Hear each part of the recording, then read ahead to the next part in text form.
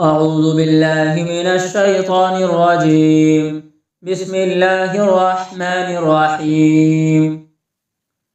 فما لكم في المنافقين فئتين والله أركسهم بما كسبوا أتريدون أن تهدوا من أضل الله ومن يضلل الله فلن تجد له سبيلا ودوا لو تكفرون كما كفروا فتكونون سواء فلا تتخذوا منهم أولياء حتى يهاجروا في سبيل الله فإن تولوا فخذوهم واقتلوهم حيث وجدتموهم ولا تتخذوا منهم وليا ولا نصيرا إلا الذين يصلون إلى قوم بينكم وبينهم ميثاق أو جاءوكم حصرت صدورهم أن يقاتلوكم أو يقاتلوا قومهم ولو شاء الله لسلطهم عليكم فلقاتلوكم فإن اعتزلوكم فلم يقاتلوكم وألقوا إليكم السلم فما جعل الله لكم عليهم سبيلا ستجدون آخرين يريدون أن يأمنوكم ويأمنوا قومهم كلما ردوا إلى الفتنة أركسوا فيها فإن لم يعتزلوكم ويلقوا إليكم السلم ويكفوا أيديهم فخذوهم واقتلوهم حيث ثقفتموهم وأولئكم جعلنا لكم عليهم سلطانا مبينا وما كان لمؤمن أن يقتل مؤمنا إلا خطأ ومن قتل مؤمنا خطأ فتحرير رقبة مؤمنة ودية مسلمة إلى أهله إلا أن يصدقوا فإن كان من قوم عدو لكم وهو مؤمن فتحرير رقبة مؤمنة وإن كان من قوم بينكم وبينهم ميثاق فدية مسلمة إلى أهله وتحرير رقبة مؤمنة فمن لم يجد فصيام شهرين متتابعين توبة من الله وكان الله عليما حكيما ومن يقتل مؤمنا متعمدا فجزاؤه جهنم خالدا فيها وغضب الله عليه ولعنه وأعد له عذابا عظيما يا أيها الذين آمنوا إذا ضربتم في سبيل الله فتبينوا ولا تقولوا لمن ألقى إليكم السلام لست مؤمنا تبتغون عرض الحياة الدنيا فعند الله مغانم كثيرة كذلك كنتم من قبل فمن الله عليكم فتبينوا إن الله كان بما تعملون خبيرا لا يستوي القاعدون من المؤمنين غير أولي الضرر والمجاهدون في سبيل الله بأموالهم وأنفسهم فضل الله المجاهدين بأموالهم وأنفسهم على القاعدين درجة وكلا وعد الله الحسنى وفضل الله المجاهدين على القاعدين أجرا عظيما درجات منه ومغفرة ورحمة وكان الله غفورا رحيما إن الذين توفاهم الملائكة ظالمي أنفسهم قالوا فيما كنتم قالوا كنا مستضعفين في الأرض قالوا ألم تكن أرض الله واسعة فتهاجروا فيها فأولئك مأواهم جهنم وساءت مصيرا إلا المستضعفين من الرجال والنساء والولدان لا يستطيعون حيلة ولا يهتدون سبيلا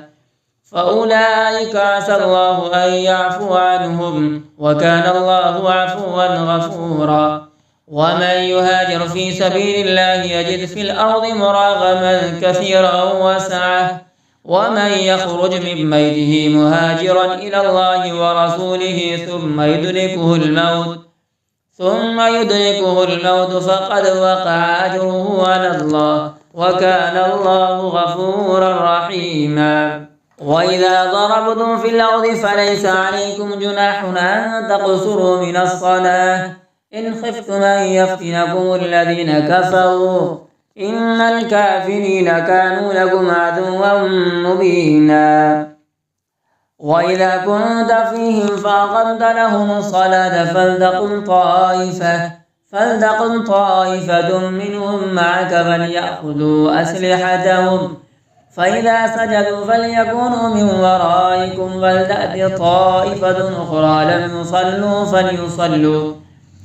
لم يصلوا فليصلوا معك وليأخذوا حذرهم وأسلحتهم ود الذين كفروا لو تغفلون عن أسلحتكم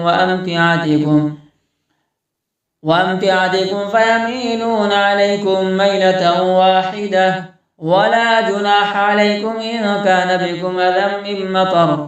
أذى من مطر أو كنتم مرضى أن تضعوا أسلحتكم وخذوا حذركم إن الله أعد للكافرين عذابا مهينا. فإذا قضيتم الصلاة فاذكروا الله قياما وقعودا وعلى جنوبكم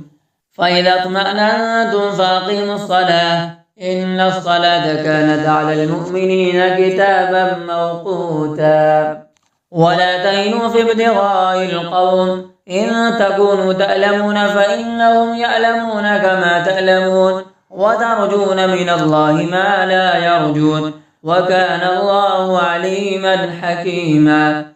إنا أنزلنا إليك الكتاب بالحق لتحكم بين الناس بما أراك الله ولا تكن للخائنين خصيما واستغفر الله إن الله كان غفورا رحيما. ولا تجادل عن الذين يختانون أنفسهم إن الله لا يحب من كان خوانا أثيما. يستخفون من الناس ولا يستخفون من الله وهو معهم إذ يبيتون ما لا يرضى من القول وكان الله بما يعملون محيطا. ها أنتم هؤلاء جادلتم عنهم في الحياة الدنيا فمن يجادل الله عنهم يوم القيامة أم من يكون عليهم وكيلا. ومن يعمل سوءا أو يظلم نفسه ثم يستغفر الله يجد الله غفورا رحيما. ومن يكسب إثما فإنما يكسبه على نفسه وكان الله عليما حكيما. ومن يكسب خطيئة أو إثما ثم يرم به بريئا فقد احتمل بهتانا وإثما مبينا. ولولا فضل الله عليك ورحمته لهم طائفة منهم أن يضلوك وما يضلون إلا أنفسهم وما يضرونك من شيء وأنزل الله عليك الكتاب والحكمة وعلمك ما لم تكن تعلم وكان فضل الله عليك عظيما. لا خير في كثير من نجواهم إلا من أمر بصدقة أو معروف أو إصلاح بين الناس ومن يفعل ذلك ابتغاء مرضات الله فسوف نؤتيه أجرا عظيما. ومن يشاقق الرسول من بعد ما تبين له الهدى ويتبع غير سبيل المؤمنين نوله ما تولى ونصله جهنم وساءت مصيرا.